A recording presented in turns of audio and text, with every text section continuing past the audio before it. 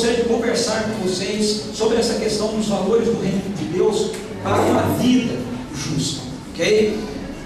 Primeiramente, dentro da nossa série original, dos nossos temas originais, o meu desejo era que essa mensagem tratasse a respeito da questão das leis do nosso país. Mas a gente não teve condições, né, de ter alguém que pudesse estar tratando disso aqui com propriedade. Nós temos gente aqui que é muito mais capaz do que eu para tratar desse tema, mas não deu certo, uma outra oportunidade vai dar, e a gente vai assumir isso. E eu não quis, então, entrar numa área que, na verdade, não é aquilo que eu poderia dar de melhor para vocês, tratar a respeito de leis, do país e tudo mais. Então, orando, na semana passada, eu acabei tomando a decisão de mudar um pouco essa temática e tratar desse assunto de forma um pouco mais ampla, olhando então para a nossa vida, tá certo? Como um todo. E eu acho que todos nós, quando a gente fala sobre essa questão de vida justa, todos nós já usamos essa expressão, mas isso não é justo. Na verdade, quem aqui já nunca falou isso? Mas isso não é justo. Quem nunca falou, alguns falam mais, outros falam menos, mas eu tenho certeza que todos nós já passamos por algum momento onde a gente fez essa afirmação, mas isso não é justo, isso não é correto. Eu acho que essa expressão que todos nós aqui já usamos, e muito provavelmente a gente vai continuar usando ao longo da nossa vida, apresenta para a gente algumas realidades que fazem parte da nossa consciência, ou pelo menos do nosso subconsciente, okay? Sobre justiça, sobre quando a gente fala de justiça. Por exemplo, quando a gente usa essa expressão, isso demonstra para a gente que existe um padrão de justiça que é inerente a todo ser humano. Na verdade, quando você diz assim, mas isso não é justo, isso implica que existe um padrão de justiça na cabeça da gente, existe um padrão de justiça na mente da gente, na sociedade. Existe também, portanto, um referencial social que nós acolhemos como aferidor da justiça. Para a gente chegar à conclusão de que uma determinada situação não é justa, é porque existe um consenso social a respeito de alguma perspectiva, de alguma postura que apresente aquela situação como injusta ou como justa. Outra questão que eu levanto aí é que quando a gente usa essa expressão, mas isso não é justo, então a gente pode perceber que nós tendemos a considerar a justiça a partir do nosso ponto de vista.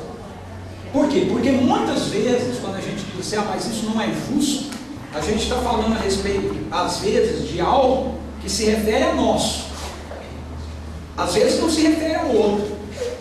Ok? Então, se existe um consenso social de justiça, por outro lado também, existe uma postura, muitas vezes, individualista de como nós analisamos a justiça. Quando é comigo, foi injusto, mas às vezes quando é com o outro, a gente não acha que foi injusto. Aí tem aquele ditado popular que diz assim, pimenta nos olhos dos outros é colírio. Ou seja, nem sempre aquilo que a gente considera injusto com a gente, nós também consideramos injusto para com outros. Outra implicação é que quando a injustiça não nos atinge, nós podemos até reconhecê-la, mas dificilmente a gente vai se indignar a ponto de fazer alguma coisa em relação a essa injustiça. Essa é uma outra implicação. Às vezes a gente vê uma determinada situação e a gente diz assim, isso é injusto. Mas só que aquilo não está nos atingindo. Aquilo não nos afeta. Não afeta a nossa vida, não afeta a nossa casa, não afeta a nossa família. E embora a gente olhe e a gente considere injusto, nós não nos movemos para fazer nada contra essa injustiça, entre outras implicações. Okay? O fato é que nós esperamos, de modo geral, que a gente tenha uma vida justa. E a gente espera que para essa vida justa acontecer, que hajam sistemas, hajam pessoas, hajam políticas, hajam estruturas, hajam governos que possam promover essa vida justa que a gente tanto espera. Poucas vezes nós paramos para pensar em nós mesmos como parte do processo que gera essa vida justa, tanto para a nossa vida quanto para a vida de outros. Em Isaías, capítulo 6, eu quero convidar você a abrir sua Bíblia lá comigo, Isaías, capítulo 6.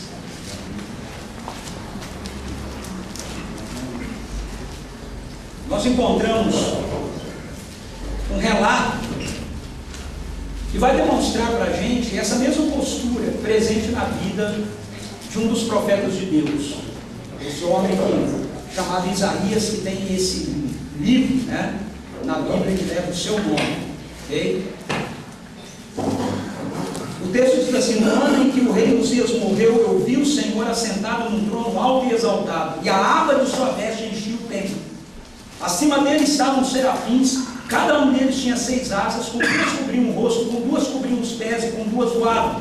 E proclamavam uns aos outros: Santo, Santo, Santo é o Senhor dos exércitos, a terra inteira está cheia da sua glória.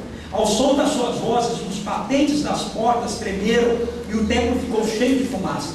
Então gritei: ai de mim, eu estou perdido, pois sou um homem de lábios impuros e vivo no meio de um povo de lábios impuros. Os meus olhos viram o Rei, o Senhor dos exércitos. Logo, um dos serafins voou até mim, trazendo uma brasa viva que havia tirado do altar com uma tenaz. Com ela tocou a minha boca e disse: veja, isso tocou os seus lábios, por isso a sua culpa será removida e o seu pecado será perdoado. Então eu ouvi a voz do Senhor conclamando: quem enviarei? Quem irá por nós? E eu respondi: eis-me aqui, envia-me. Veja, esse capítulo, Isaías 6, que nós acabamos de ler, essa parte do capítulo, nos fala a respeito de uma visão de Isaías. Isaías era um sacerdote, na época lá do Antigo Testamento. Um sacerdote era uma pessoa que cuidava então dos afazeres do templo, lá em Jerusalém, e ele foi levantado por Deus para ser um profeta. E ele vem advertindo o povo nos primeiros 5 capítulos do livro, falando da injustiça que estava sendo praticada e vivida pela nação de Israel, e mostrando para a nação de Israel como é que Deus estava irado com aquela postura de injustiça. Só que quando a gente chega no capítulo 6, Isaías se dá conta de que ele também é parte daquele processo injusto. Porque ele diz: ai de mim. Mas nos primeiros 5 capítulos, ele vai mostrando corretamente, ok? Não é que ele estava errado, ele estava certo. Corretamente, como Deus estava indignado com a postura injusta que estava sendo vivida pela aquela nação, a nação de Israel, que era uma nação que o conhecia. Eu quero mostrar alguns exemplos disso para a gente. E para ficar mais fácil na nossa contextualização, ok, do texto bíblico para a nossa realidade, eu vou usar a leitura desses exemplos que eu vou fazer para você, nessa tradução aqui, ok? Eu não sei quantos de vocês já têm essa tradução da Bíblia, chamada A Mensagem, ok? Bíblia em linguagem contemporânea. Ela é uma Bíblia que foi traduzida por um pastor lá dos Estados Unidos, um pastor americano, presbiteriano, chamado Eugene Peterson. E hoje ele já está aposentado, ele já é velhinho, ele tem muitos livros escritos, né? E o cara é de uma sumidade, uma competência assim extraordinária, né? Porque ele fez a tradução, né, de uma Bíblia toda, né? Então o homem sabe muito hebraico, muito grego, né? E ele tem, algumas pessoas criticam a tradução dessa Bíblia porque ela é uma linguagem bem contemporânea mesmo, mas o Peterson, quando ele fez a tradução dessa Bíblia, ele fez ao longo de 22 anos de ministério pastoral dele na mesma igreja. Ele começou a igreja dele lá agora não é o nome da cidade que ele começou, e ele começou alcançando pessoas de fora da igreja. E ele percebeu que as pessoas não conseguiam compreender a linguagem da Bíblia. Então, o que ele começou a fazer? Ele começou, ele mesmo, fazer a tradução lá direto, né, do original, mantendo a fidelidade, mas usando uma linguagem que é contemporânea, que as pessoas que ele estava alcançando entendiam melhor, ok? E ao longo dos 22 anos ele acabou fazendo a tradução de toda a Bíblia, e ano passado essa Bíblia foi traduzida para o português e foi adaptada, porque ele fez uma tradução relacionada à cultura dele lá, para eles entenderem. Então tem algumas coisas aqui nessa Bíblia, quando você lê, que você vai ver que falam de algumas coisas aqui do Brasil. Né? Você fala, mas como? Né? É porque a intenção era essa mesmo, é contemporaneizar as escrituras. Okay? Então eu vou usá-las para ficar mais fácil para a gente perceber essa questão. Mas é a mesma realidade que você vai encontrar numa tradução mais literal das escrituras, como é a maioria das traduções que a gente usa hoje em dia, ok? Então veja, esses textos que eu vou mostrar para a gente, mostra como Deus estava indignado com a vida injusta que estava sendo praticada pela nação de Israel. Ele está indignado com a nação de Israel na perspectiva da religião. Em Isaías 1, 13 a 17, a gente lê assim, ó, chega de joguinhos religiosos. Não suporto mais essa encenação. Conferências mensais, agendas sabáticas, encontros especiais, reuniões e mais reuniões. Não aguento mais falar de reunião. São reuniões para isso, reuniões para aquilo, chega de reuniões. Vocês me cansaram. Estou cansado de religião, de tanta religião, enquanto vocês continuam pecando. Quando fizerem a próxima oração coletiva, eu vou olhar para o outro lado. Não importa se oram alto, por muito tempo ou com frequência, eu não vou dar ouvidos. Sabem por quê? Porque vocês têm trucidado pessoas e suas mãos estão cheias de sangue. Vão para casa e se lavem, limpem essa sujeira toda, esfreguem a vida até que saiam suas maldades, para que eu não seja mais obrigado a olhar para elas. Digam não para o mal, aprendam a fazer o bem, trabalhem pela justiça, ajudem os oprimidos e marginalizados, façam algumas coisas pelo sem-teto, levantem a voz em favor dos indefesos. Então, esse primeiro texto mostra como Deus estava indignado com a nação de Israel, consequentemente, né, com a igreja, que hoje representa a nação de Israel, por causa da sua religiosidade, porque era uma religiosidade desassociada da vida. Mas nós encontramos também que Deus estava indignado na perspectiva social. Na perspectiva social, nós podemos olhar, por exemplo, para os versos 21 a 23 do capítulo 1, que diz assim, dá para acreditar, é Deus que está falando, ok? Dá para acreditar, a cidade antes tão pura virou prostituta. Antigamente era toda justiça, todos viviam como bons vizinhos, agora seus habitantes tentam esganar uns aos outros. O dinheiro que circula é falso, o vinho está adulterado. Terrível. Vinho adulterado. Seus líderes são vira-casacas. Até parece que ele conhece os nossos partidos políticos, né? Vira-casacas, deixa para lá. Que preferem a companhia dos corruptos. Eles se vendem a quem der o lance maior e carregam qualquer coisa que não esteja trancada. Nunca levantam a voz em favor do sem-teto, nunca se apresentam em favor dos indefesos. O texto de Isaías vai mostrar que ele também está indignado, Deus também está indignado na perspectiva política e econômica. Veja, dois textos, Isaías 3, 13 a 15, diz assim, o Eterno entra na sala do tribunal. Olha a linguagem jurídica aqui, né? O Eterno entra na sala do tribunal. Ele toma assento para julgar seu povo. O Eterno exige ordem no tribunal, conduz os líderes do povo ao banco dos réus. Vocês saquearam este país. Suas casas estão entupidas de coisas que roubaram dos pobres. Como podem pisar no meu povo, esfregando o rosto dos coitados na lama? É isso que o Senhor dos exércitos de anjo, diz. E o capítulo 5, versos 8 a 10, que diz assim, ai de vocês, que compram todas as casas e se apossam das terras, expulsando os antigos moradores, fixando placas de não entre, tomando conta do país e deixando a população sem abrigo e sem terra. Ouvi por acaso o Senhor dos Exércitos de anjos dizer: esses casarões vão ficar vazios, essas propriedades imensas ficarão desertas. Uma vinha de 10 alqueires produzirá apenas uma jarra de vinho, um barril de semente produzirá 10 quilos de trigo.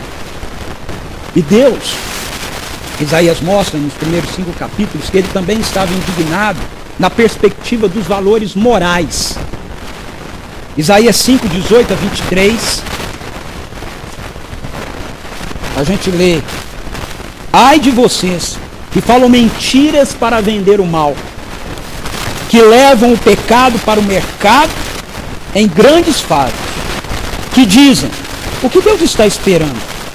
Ele que deu o próximo passo, para que a gente possa ver.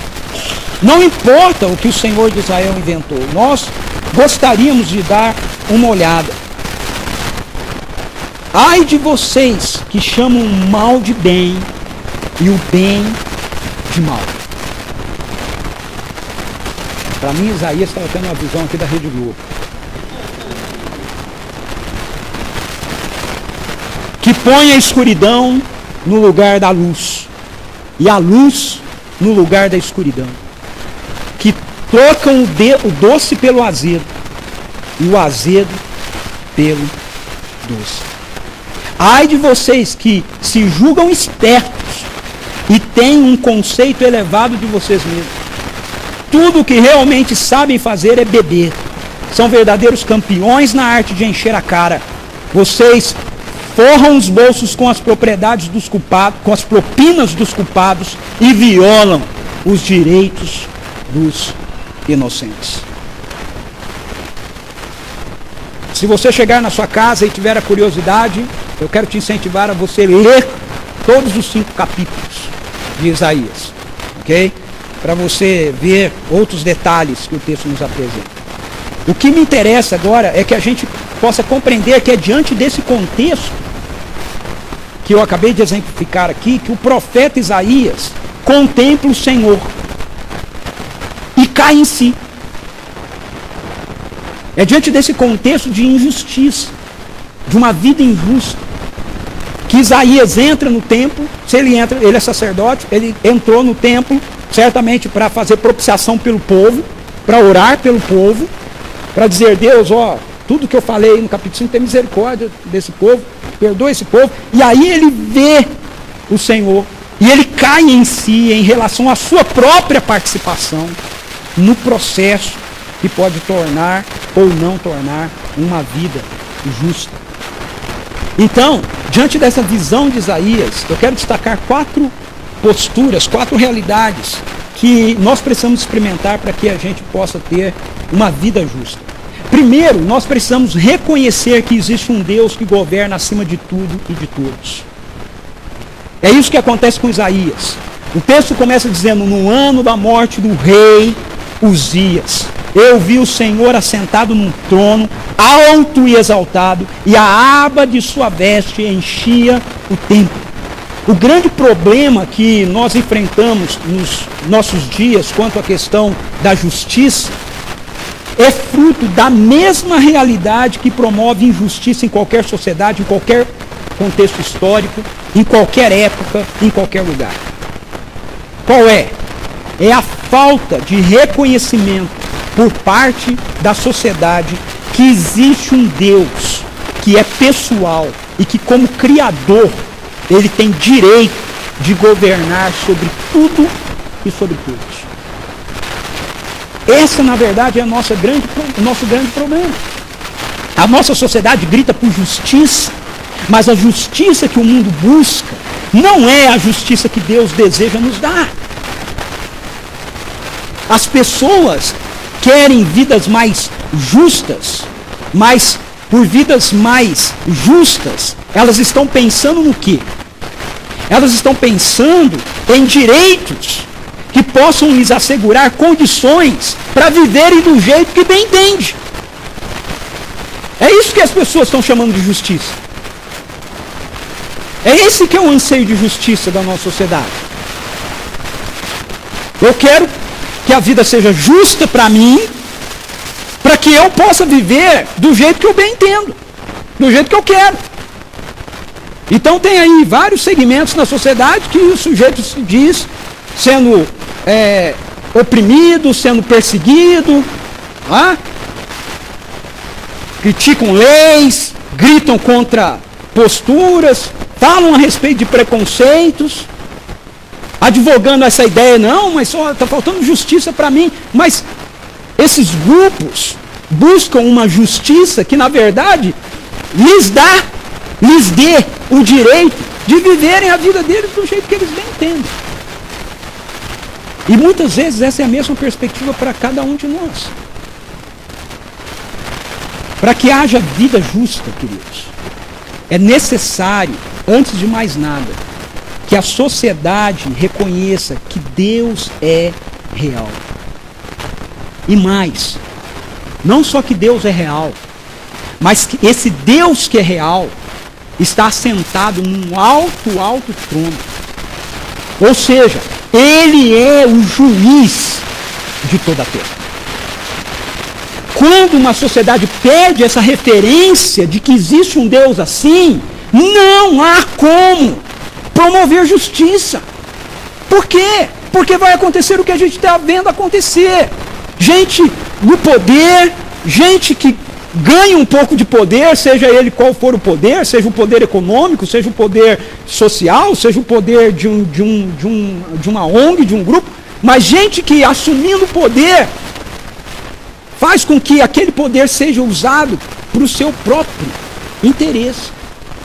Faz com que aquele poder seja exercido em prol da justiça deste grupinho, independentemente do restante, de como aquilo vai afetar, como aquela postura vai afetar o restante da nação, o restante das pessoas.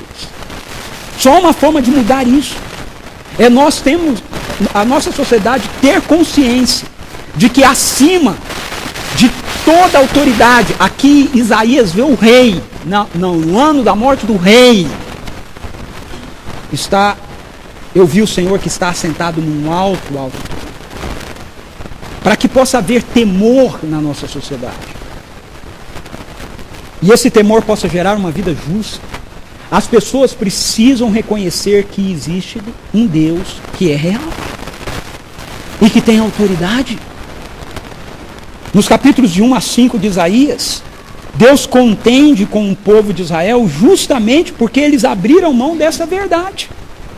Eles deixaram Deus de lado. Eles criam em Deus e deixaram Deus de lado. Eles não deixaram de crer em Deus. Tanto que o primeiro capítulo, a contenda de Deus é com a religiosidade. É a mesma coisa que acontece na nossa nação. Nós temos uma nação religiosa. Nós temos uma nação toda se mobilizando agora porque o Papa vai chegar. Nós temos uma nação que está interessada em religião. Mas essa nação que está interessada em religião e que diz crer em Deus, colocou o Deus de lado. Esse Deus não tem autoridade para opinar sobre o certo e o errado na nossa vida. Nós vivemos um momento em nossa sociedade onde há um grande esforço para que Deus seja colocado no canto da história, no canto da nossa nação. Como nós temos essa cultura religiosa cristã, a maioria das pessoas reconhece a religião, mas essas pessoas que reconhecem a religião não reconhecem a autoridade de Deus e o poder de Deus sobre as suas vidas. E nós precisamos tomar cuidado com isso. É o que o apóstolo Paulo nos diz em 2 Timóteo 3, 1 a 5, quando ele fala a respeito de nós vivermos nos últimos dias. Olha como esse texto é um texto atual. Se não colocar referência bíblica e você pegar esse texto e colocar no jornal, e alguém ler, vai achar que está falando de hoje. Olha o que as Escrituras nos diz. Saiba isso. Nos últimos dias sobrevirão tempos terríveis. E aí ele começa a descrever o que são os tempos terríveis. Os homens serão egoístas, avarentos, presunçosos, arrogantes. Parentes aqui, tá? Homens aí é a sociedade humana, certo? As mulheres também, tá? Senão você vai começar a cutucar aí no sumário, tá vendo? Blasfemos, desobedientes aos pais, ingratos, ímpios, sem amor pela família, irreconciliáveis, caluniadores, sem domínio próprio, cruéis, inimigos do bem, traidores, precipitados, soberbos, mais amantes dos prazeres do que amigos de Deus. Presta atenção agora. Tendo aparência de piedade. Tem tudo isso, mas você olha para o sujeito, o jeitão é piedoso. Você olha, o cara está lá na televisão falando contra os abusos. Onde já se viu? Você conversa com as pessoas, onde já se viu? Tem aparência de piedade. Mas o que está na alma são todas essas realidades. Por quê? Porque tem aparência de piedade, mas negando o seu poder. Está falando de Deus. São mais amigos do prazer do que amigos de Deus. Tem aparência de piedade, mas negam o poder de Deus. E o poder de Deus aqui não é o poder de Deus no sentido de Deus ser poderoso para fazer coisas, ok? É o poder de Deus sobre a sua vida. É o poder aqui de autoridade. É exousia, ok? A autoridade de Deus sobre a sua vida. Negam a autoridade de Deus sobre a sua vida. Afastem-se também desses. Uma sociedade que quer negar a autoridade de Deus sobre a sua vida jamais conseguirá desenvolver uma vida justa. Como povo de Deus em missão no mundo, nós precisamos nos arrepender. Nós precisamos reconhecer a autoridade e o governo de Deus sobre as nossas próprias vidas. Para que então a gente possa exigir que as demais pessoas se arrependam e se coloquem debaixo do governo de Deus. As pessoas dizem, em todos os lugares, que creem em Deus. Mas elas querem que Deus seja conforme as suas expectativas. A nossa sociedade quer um Deus que aprove as suas vontades, aprove os seus prazeres, ações, atitudes. Mas a visão que Isaías tem desse Deus que está assentado no alto e sublime trono, esse Deus que é manifestado na vida de Jesus Cristo, é essa visão de um Deus que é santo. Ele vê Deus e ele diz que ele vê os seres celestiais. A tradução literal do hebraico aqui é que ele vê seres de fogo. Ele vê os seres de fogo proclamando uns para os outros: Santo, Santo, Santo é o Senhor dos exércitos. A terra toda está cheia da sua glória. O Deus que Jesus Cristo nos revela não é santo. Não é santo, santo. Ele é santo, santo, santo. Leia a Bíblia, de Gênesis e Apocalipse, e você vai ver que nenhum atributo de Deus, a não ser o da santidade, é repetido 3 vezes. Você não lê em nenhum lugar, Deus é amor, amor e amor. Você não lê em nenhum lugar, Deus é graça, graça, graça. Você não lê em nenhum lugar, Deus é misericórdia, misericórdia, misericórdia. Deus é tudo isso. Mas o único atributo que é emblematicamente enfático é da sua santidade. Deus é santo, santo, santo. Ou seja, Ele é totalmente distinto de nós. Ele é totalmente outro. E em Cristo Jesus Ele se faz um de nós. Mas Ele não deixa de ser santo, santo, santo. Por isso, é impossível se ter vida justa sem que a gente reconheça um Deus que é real, verdadeiro, que tem autoridade e que é santo, santo e santo. Porque essa característica dele, essa santidade dele, é que vai nos conduzir a essa vida justa. Porque as Escrituras nos dizem que esse Deus que é santo, santo, santo, diz para mim e para você, sede santos, porque eu sou santo. Ele é um Deus totalmente santo. Ele é totalmente diferente de nós. Ele é quem tem toda a autoridade, toda a glória lhe pertence. Toda a terra está cheia da sua glória. Deus não aceita se subordinar aos caprichos de uma humanidade que se rebela contra a sua vontade, que é boa, perfeita e agradável. Essa vontade que Ele nos dá. E é isso que a nossa sociedade quer. A vida justa que a nossa sociedade quer é uma vida confortável que lhes dê o direito de viver do jeito que bem entende. E não do jeito que Deus quer. Nós só teremos vidas justas quando nós reconhecermos que precisamos nos arrepender e buscar a Deus e a sua vontade para a nossa sociedade. E esse é o segundo aspecto que eu quero destacar aqui. Nós precisamos reconhecer que somos parte do problema da injustiça e precisamos nos arrepender disso. Porque senão a gente fica que nem Isaías, nos 5 primeiros capítulos, falando o que está correto, o que é certo. Nada do que ele disse nos 5 primeiros capítulos estava errado. Mas só que Isaías fala isso estando fora, a parte dessa realidade. Mas em Isaías 6 ele tem consciência de que na verdade ele faz parte dessa realidade também. Toda essa realidade lhe afeta. Por isso no versículo 5 diz que ele grita: ai de mim, eu estou perdido, pois sou um homem de lábios impuros e vivo em meio de um povo de lábios impuros, e os meus olhos viram o Rei, o Senhor dos Exércitos. Como já foi mencionado, nos primeiros 5 capítulos do livro de Isaías, ele vem dizendo: ai de vocês, ai de vocês, ai de vocês, ai do povo, ai da injustiça, ai dos políticos, ai desse, ai daquele. Mas diante da visão que ele tem, ele diz: opa, ai de mim, ai de mim.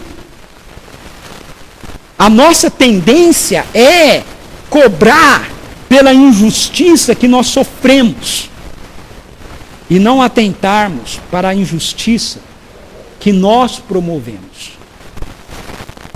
Essa é a nossa tendência.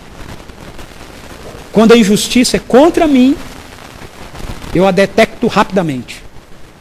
Mas eu tenho muita dificuldade de perceber a injustiça que eu promovo sobre a vida de outras pessoas. E essa é uma das realidades que tem tirado da igreja, enquanto instituição, a autoridade para falar em nossa nação, para cobrar justiça na nossa nação. Por quê? Porque infelizmente a igreja, enquanto instituição, ela é muitas vezes tão promotora de injustiça quanto qualquer outra organização. Nós temos no meio da política, por exemplo, a bancada evangélica, que muitas vezes entra nos mesmos conchavos e faz os mesmos jogos políticos que toda e qualquer outra bancada. Aí depois fica muito difícil mesmo de você querer erguer a voz para pedir justiça ou pedir uma postura ética diferente. Por quê? Porque tem um monte de outras áreas que estão sendo negociadas, vendidas. Isso não acontece só lá em cima. Isso acontece também aqui embaixo. É entre nós, nas nossas relações, muitas vezes. Nós precisamos nos arrepender. Nós precisamos reconhecer que os mesmos promotores de injustiça que dominam a nossa sociedade também têm dominado muitas vezes a nossa própria vida. Nós precisamos fazer como Isaías, nos prostrar e gritar: ai de mim. nós precisamos seguir a instrução que o apóstolo Paulo dá para Timóteo, em 2 Timóteo 3, diante daquela realidade que ele apresenta dos últimos dias. O que ele diz para Timóteo diante daquela realidade? Ele diz para Timóteo: afaste-se desses também. Afaste-se desses também. E aí ele diz para Timóteo: mas você tem seguido de perto o meu ensino, a minha conduta, o meu propósito, a minha fé, a minha paciência, o meu amor, a minha perseverança, as perseguições e os sofrimentos que enfrentei, coisas que me aconteceram em Antioquia, Icônio e Listra. E ele termina dizendo: quanto a você, porém, permaneça nas coisas que aprendeu e das quais tem convicção, pois você sabe de quem o aprendeu, porque desde criança você conhece as sagradas letras que são capazes de torná-lo sábio para a salvação mediante a fé em Cristo Jesus.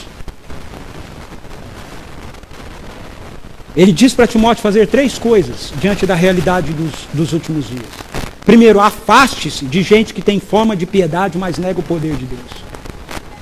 Segundo, siga de perto modelos de piedade para a sua vida. Você tem seguido de perto a minha vida, Timóteo. Terceiro, permaneça firme nas verdades que você tem aprendido desde pequeno. Permaneça firme nas Sagradas Escrituras.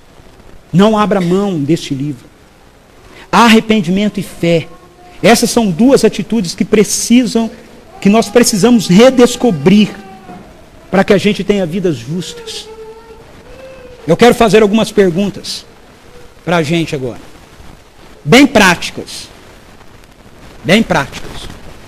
A fim da gente poder aplicar essa questão do arrependimento e fé no nosso viver. Ok? Segura aí na cadeira, tá? Não sai agora não. Se ficar bravo comigo, não me joga nada, tá bom? Primeira questão. O reino de Deus é a pérola de maior valor em sua vida? Ou seja, o que você mais deseja de Deus é conhecê-lo e fazer a sua vontade?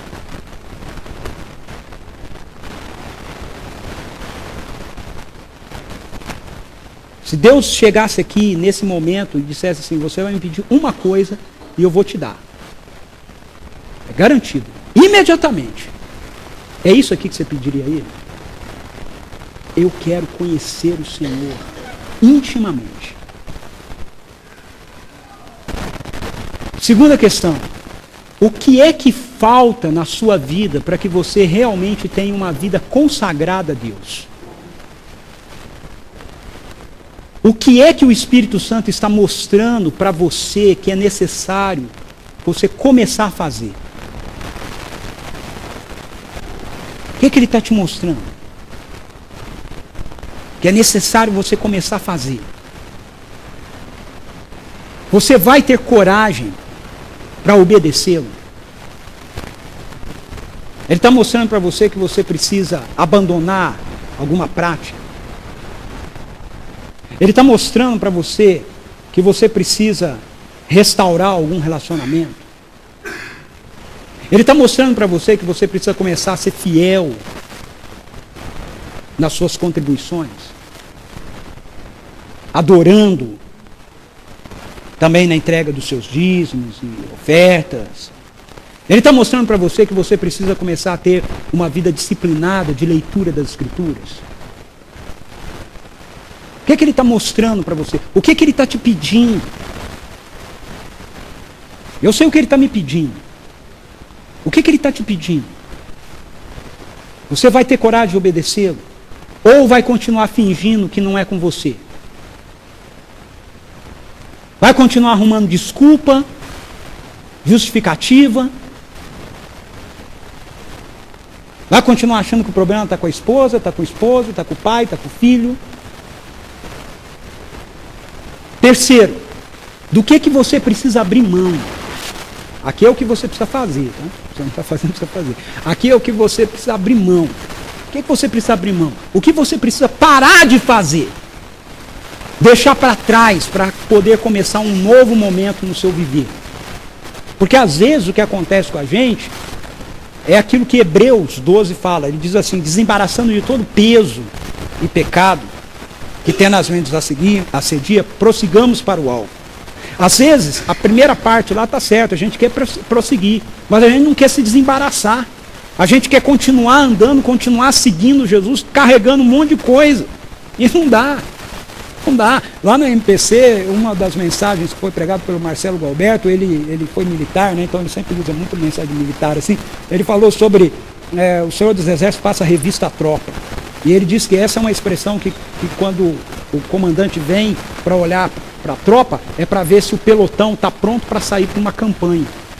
E ele disse: olha, como tenente, eu cansei de chegar na mochila dos caras e tirar biscoitinho, pacotinho de bolacha. Então, não vai levar, é a ração só. O que precisa ser tirado da sua mochila? Por fim, qual promessa de Deus você precisa reivindicar para a sua vida? O que Deus está te prometendo em sua palavra para esse momento que você precisa se agarrar na confiança de que Ele é o Deus da aliança, como nós cantamos aqui? O que Ele está te prometendo? Ah, não sei. Bom, se você não estiver lendo as Escrituras, você não vai saber mesmo. Se você não estiver estudando as Escrituras, como é que você vai conhecer as promessas de Deus? O que Ele está prometendo para esse momento? Não é genérico. É para esse momento da sua vida, da sua história, seu casamento, vida dos seus filhos, sua vida profissional. O que Ele está te prometendo? Qual é a promessa que você precisa se agarrar? Para nós, como comunidade de discípulos de Jesus, qual é a promessa de Deus a qual nós precisamos nos agarrar? E não abrir mão. Dizer: não, é isso aqui que Ele nos prometeu. Nós não vamos abrir mão disso. Ele nos prometeu poder para pregar o Evangelho, para sermos suas testemunhas. Nós não vamos abrir mão disso. O que Ele nos promete? Nós precisamos, queridos, ter coragem para sermos muito autênticos em relação a essas questões aqui, na nossa vida. Arrependimento e fé. Mas em terceiro, nós precisamos reconhecer a necessidade que temos de acolher a graça de Deus em nosso viver. Depois que Isaías cai em si, ele se arrepende, dizendo: ai de mim! O texto diz assim: logo um dos serafins, um dos seres de fogo, voou até mim, trazendo uma brasa viva. Eu acho muito interessante esses detalhes que a Bíblia dá pra gente, né? Ele é um ser de fogo. E ele está trazendo uma brasa viva do altar de Deus. E ele, um ser de fogo, tem que trazer a brasa viva com uma tenaz. Não é interessante isso? Ele é um ser de fogo, vai pegar um negócio de fogo, mas ele tem que usar uma tenaz. Porque essa brasa viva está saindo do altar de Deus. Com ela tocou a minha boca e disse: veja, isso tocou os seus lábios, por isso a sua culpa será removida e o seu pecado será perdoado. Aqui está o grande diferencial do Evangelho em relação a todas as demais religiões. Sabe por quê? Porque se não tivesse esse texto aqui, ó, diante do que eu acabei de falar agora, nesse ponto anterior, sabe o que a gente ia dizer? Rapaz, e agora? Um fardo enorme sobre a gente. A gente precisa provar para Deus que nós somos merecedores. A gente precisa provar para Deus que a gente vai fazer as coisas direito. A gente precisa provar para Deus, a gente precisa fazer para que então Deus possa olhar para nós. Mas logo após Isaías dizer: ai de mim, ele não faz nada, Deus olha para ele e diz: está perdoado, está purificado. Essa é a diferença do Evangelho. É que quando a gente reconhece, Deus não vai dizer: ok, eu vou te dar uma semana, eu vou te dar um mês, eu vou te dar um ano para você provar para mim que realmente você mudou. Não, Ele olha para nós, Ele olha para o nosso coração, Ele olha para aquela expressão de fé, por menor que ela tenha sido, e aquilo é suficiente para que a graça dele nos atinja. Nas demais religiões, quando nós nos damos conta de que nós temos um problema, nós precisamos nos esforçar para resolvê-lo, a fim então de sermos aceitos por Deus. Mas a boa nova do Evangelho é que Deus está pronto para nos perdoar, desejoso de nos perdoar, quando nós reconhecemos a nossa rebelião, quando nós nos arrependemos e voltamos para Ele. Veja, o que aconteceu com Isaías, não aconteceu porque era Isaías. O que aconteceu com Isaías é o que Deus quer que aconteça na minha vida, na sua vida, na vida de cada ser humano. É o que Ele queria que acontecesse na vida da nação de Israel. Olha só, Isaías 1,18. Deus diz: venham, vamos refletir juntos, diz o Senhor. Embora os seus pecados sejam vermelhos como o escarlate, eles se tornarão brancos como a neve. Embora sejam rubros como a púrpura, como a lã se tornarão. É o convite de Deus para todo o povo. Então isso que está acontecendo com Isaías aqui, não é porque Isaías era um profeta, não é porque Isaías era um sujeito especial, é porque é o desejo do coração de Deus para cada ser humano, cada um de nós. E para que nós pudéssemos experimentar essa vida justa, branca como a neve, branca como a lã, é que esse Deus santo, santo, santo, totalmente outro, entrou na nossa história. Se fez um ser humano como eu e você, em Jesus Cristo. E viveu como um homem justo. E assumiu sobre si a nossa injustiça. E condenou essa injustiça naquela cruz. E ao ressuscitar ao terceiro dia, Ele nos ofereceu a sua justiça, para que fosse nós. É isso que o apóstolo Paulo está nos dizendo, quando em Efésios 2,4, a palavra de Deus diz: todavia Deus, que é rico em misericórdia, pelo grande amor com que nos amou, deu-nos vida com Cristo, quando ainda estávamos mortos em transgressões. Pela graça, vocês são salvos. Coisa linda. Eu não me canso de descalçar os sapatos dos meus pés, ou de me prostrar diante de Deus, e dizer: Deus, que coisa extraordinária, que coisa espetacular, fantástica. O Senhor fez por mim. O Senhor fez por você. Talvez pessoas possam olhar para você com olhos de julgamento, mas eu quero dizer para você que o único que poderia te julgar se fez a sua injustiça, para que você pudesse experimentar da sua justiça, de uma vida justa. Nós não podemos desfrutar de uma vida justa que se manifeste na sua horizontalidade, se primeiro nós não tivermos uma vida justa na nossa verticalidade. Então, o que Deus espera de mim, de você, não é um maior esforço para que a gente tente acertar. O que Deus espera de mim, de você, é rendição. É o reconhecimento de que nós precisamos do seu perdão, nós precisamos do seu poder, que nos é oferecido através da morte e da ressurreição de Jesus, que é colocado em mim e em você mediante a presença do seu Espírito, que passa a viver na vida de cada um daqueles que se rendem ao Evangelho.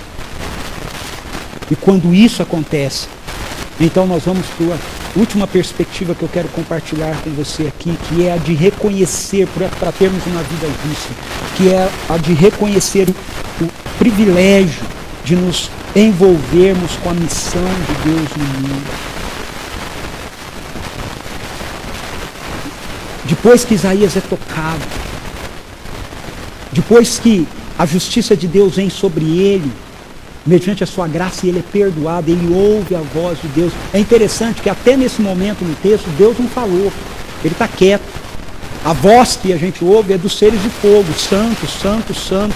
A voz que a gente ouve é de Isaías, ai de mim. Mas agora a gente ouve a voz do Senhor. Então ouvi a voz do Senhor conclamando, quem enviarei? Quem irá por nós? E eu respondi, eis-me aqui, envia. Nós só seremos capazes de ver uma vida justa sendo buscada na nossa nação, quando, como resultado do nosso encontro com Deus, nós passarmos a nos dedicar àquilo que ocupa completamente o coração de Deus. E o que é que ocupa completamente o coração de Deus? É o desejo da justiça, do reino, ser aplicada na vida de cada pessoa. E só existe uma forma dessa justiça do reino ser aplicada na vida de cada pessoa. É através da proclamação do Evangelho do reino de Deus. Se nós nos tornamos autênticos seguidores de Jesus Cristo, nós vamos compreender que, embora seja bom, embora tenha o seu lugar o grito pela justiça, a justiça social, a justiça ética, a justiça moral, o clamor contra a corrupção, essas realidades, elas só vão se tornar concretas, elas só vão se tornar reais na vida da nossa sociedade, na vida das pessoas na nossa sociedade, à medida que elas ouvirem o Evangelho e elas se renderem ao poder do Evangelho nas suas vidas. Esta é e sempre foi a insistência da palavra de Deus para com a sua igreja, para com o seu povo. Veja, o apóstolo Paulo se dirige ainda a Timóteo, dizendo para ele, em 2 Timóteo capítulo 4, versículos 1 a 5, sobre essa questão de enfrentar os últimos dias, na presença de Deus e de Cristo Jesus, que há de julgar os vivos e os mortos por sua manifestação e pelo seu reino. Eu o exorto solenemente, pregue a palavra, esteja preparado a tempo e fora de tempo, repreenda, corrija, exorte com toda paciência e doutrina, pois virá o tempo em que não suportarão a sã doutrina, ao contrário, sentindo coceira nos ouvidos, juntarão mestres para si mesmos, segundo os seus próprios desejos. Eles se recusarão a dar ouvidos à verdade, voltando-se para os mitos. Você, porém, seja moderado em tudo, suporte os sofrimentos, faça a obra de um evangelista, cumpra plenamente o seu ministério. Timóteo, nos últimos dias a coisa vai ser complicada. Foge de gente que tem aparência de piedade, segue gente que tem um modelo de vida de piedade realmente, apegue-se à palavra de Deus, e se você tem alguma coisa a fazer no meio dessa sociedade, proclame o Evangelho, pregue o Evangelho. Eu vejo hoje muitos cristãos afirmando que nós precisamos nos envolver com a busca da justiça em nosso mundo. Muitos desses homens são pastores e são meus amigos. E eles citam homens e mulheres de Deus no passado que fizeram isso, que lutaram pela busca da justiça. Contudo, eu também vejo a maioria desses cristãos não querendo proclamar o Evangelho como a base para que essa justiça exista, contrariando o exemplo que eles citam. Porque todos esses homens, Martin Luther King, Lutero, Calvino, John Knox, Wesley, Whitefield, todos esses homens que são citados como pessoas que lutaram pela justiça, Wilberforce, todos eles tinham como plataforma dessa justiça a proclamação do Evangelho. Então, meu querido e minha querida, eu não concordo, em hipótese alguma, com a ideia de que, como igreja, o nosso trabalho principal seja levantar um estandarte em prol da luta pela justiça social. Eu creio que justiça social é aquilo que a gente vai experimentar como resultado do nosso principal estandarte, que é a proclamação do Evangelho do Reino de Deus. Não adianta dizer para as pessoas que elas têm que ser justas com os outros, se elas não forem justificadas com Deus. Se elas não forem justificadas, elas não conseguem ser justas. Elas podem até querer, mas elas não conseguirão.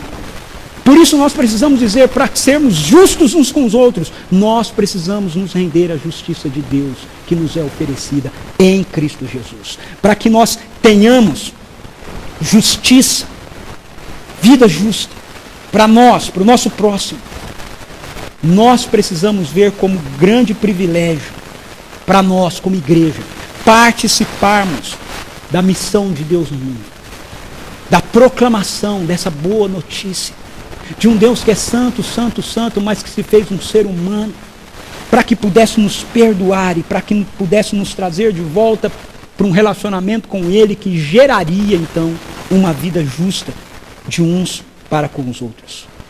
Deus está alcançando pessoas com a sua graça.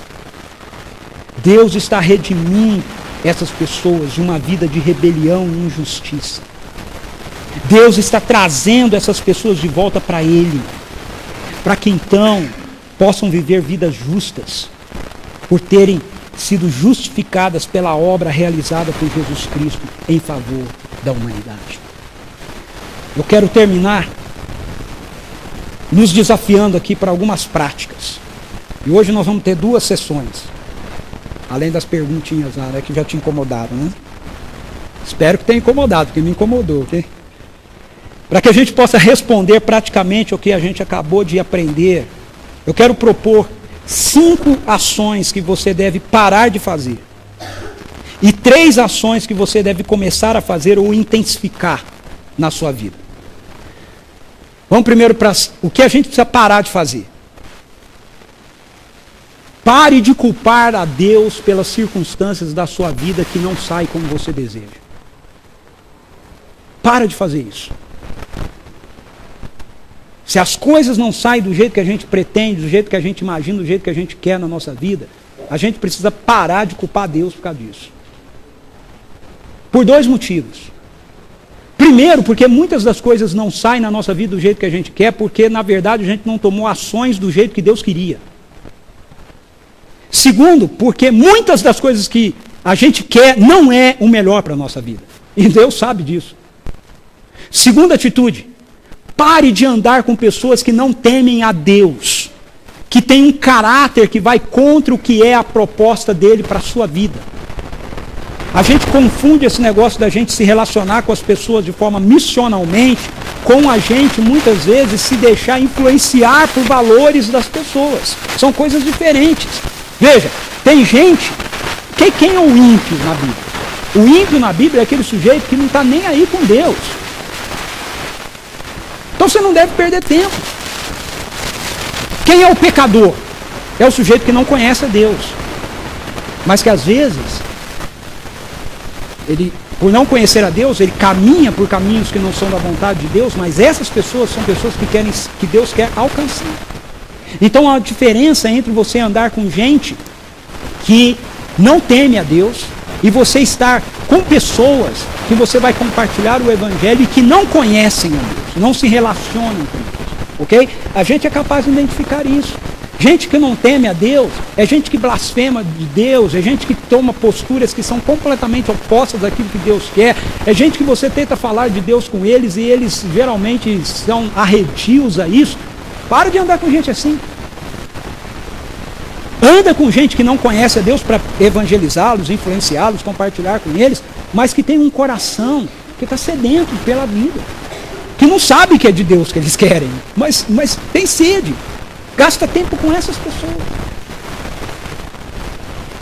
Quero enfatizar isso aqui. É óbvio que isso é aplicado para todos nós, mas eu quero incentivar isso aqui principalmente para a nossa galera. Ok?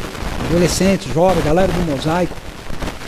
Tem amigos de vocês, colegas de vocês nas suas escolas, que eles simplesmente não querem nada com Deus.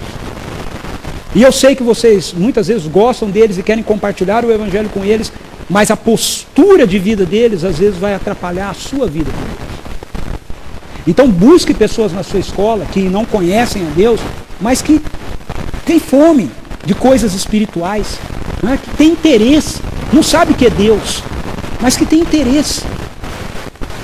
Se eu precisar ser um pouco mais claro aqui, ok? Não adianta nada você andar com gente, por exemplo, que curte droga. Eu vou porque eu vou influenciá-los. Não vai. Não vai. Tem um monte de gente na sua escola que precisa do evangelho e que não curte droga. Vai atrás dessas pessoas primeiro. Alcança essas pessoas primeiro. Ok? Gente que curte violência. O gente adora brigar, adora ficar... Não, eu vou andar com essa turma porque eu vou influenciá-los. Não vai influenciá-los. Não vai. Anda com gente bem. O risco de você ser influenciado é muito maior. Muito maior. Gente que vive em busca de promiscuidade. A potencialidade de você ser influenciado é muito maior. É por isso que a Bíblia diz que a gente não deve andar no caminho dos ímpios. Ok? Devemos pregar o evangelho para os pecadores. Mas não devemos andar no caminho dos ímpios. Andar no caminho dos ímpios é nos envolver e participar dos mesmos ambientes, das mesmas coisas que eles se envolvem e participam. Terceira coisa, pare de querer que todos os seus desejos sejam satisfeitos imediatamente. Esse é o grande mal da nossa sociedade. Achar que tudo que a gente deseja precisa acontecer. Para com isso. Quarto, pare de amar o mundo e de se deixar moldar por seus valores. Esse mundo é transitório. As Escrituras dizem para a gente que não é possível amar a Deus e amar o mundo. E por mundo as Escrituras chamam o apego ao dinheiro, o apego ao poder, o apego ao sexo, como realidades que têm influência sobre a nossa vida e que se colocam como promotoras das nossas realizações. Pare de amar essas coisas. Pare de amar o mundo. Por fim, pare de fingir. Essa é a briga de Deus em Isaías 1, né? Com Israel. Não aguento mais reuniões. Reuniões, reuniões e mais reuniões. Reconheça a sua apatia espiritual. Se você está assim, reconhece isso. Reconheça a sua frieza para com Deus, sua desobediência para com a vontade dele para a sua vida. Reconheça isso, diga, ai de mim. E Deus vai operar. Nós precisamos fazer isso pessoalmente e nós precisamos fazer isso como comunidade. O que fazer? 4 coisas para a gente fazer. Leia a Bíblia sistematicamente. Não é quando der tempo, não. É sistematicamente. Adore a Deus continuamente. Terceiro, comprometa-se com a igreja de modo consistente. Não é se sobrar tempo. Não é se você não estiver muito cansado. Ore regularmente. Deixa eu voltar um pouquinho na igreja. Quando eu falo sobre comprometer-se com a igreja, eu não estou falando de se comprometer com reuniões, ok? A nossa igreja não é uma igreja de fazer muitas reuniões. É se comprometer com a missão de Deus no mundo. É isso que a igreja é chamada para fazer. O que inclui algumas atividades que a gente faz como comunidade. Tá? Reunião de oração, adoração, ensino. Tá? Mas quando eu digo para você se comprometer consistentemente com a igreja, eu não estou dizendo para você fazer mais reunião.